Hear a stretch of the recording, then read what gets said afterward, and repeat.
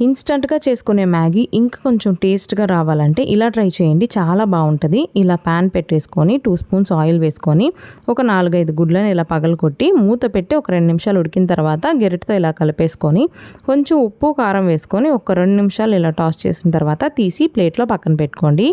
ఇప్పుడు అదే పాన్‌లోనే 2, 3 స్పూన్ల ఆయిల్ వేసుకొని పచ్చిమిరపకాయలు, కొంచెం ఉల్లిపాయ, అలాగే 2 క్యారెట్ ముక్కలను కూడా ఇలా వేసేసుకొని మూత పెట్టి ఒక 5 నిమిషాలు మగ్గిన తర్వాత ఇందులోనే మ్యాగీ మసాలా ఇస్తారు కదండి, అది కూడా వేసేసుకోవాలి. వేసేసుకొని ఇందులోనే ఒక 3 గ్లాసుల వరకు వాటర్ వేసుకొని కొంచెం ఉప్పు వేసుకొని ఇలా నీళ్ళంతా తెరిలేటప్పుడు ముందుగా తీసుకున్న ఈ మ్యాగీలను కూడా వేసేసుకోవాలి. వేసేసి ఒక 5 నిమిషాలు మీడియం ఫ్లేమ్లోనే ఇలా ఉడికించుకున్న తర్వాత ప్రిపేర్ చేసుకున్న ఈ ఎగ్ను కూడా వేసేసుకొని మరొక 5 నిమిషాలు మీడియం ఫ్లేమ్లో ఉడికించుకున్నారంటే super tasty instant Maggi ready అయిపోయిందండి. చిన్నపిల్లలు కూడా ఈజీగా చేసేస్తారు. ఈసారి ఇలా ట్రై చేయండి. అలాగే మన ఛానల్ని సబ్స్క్రైబ్ చేసుకోండి.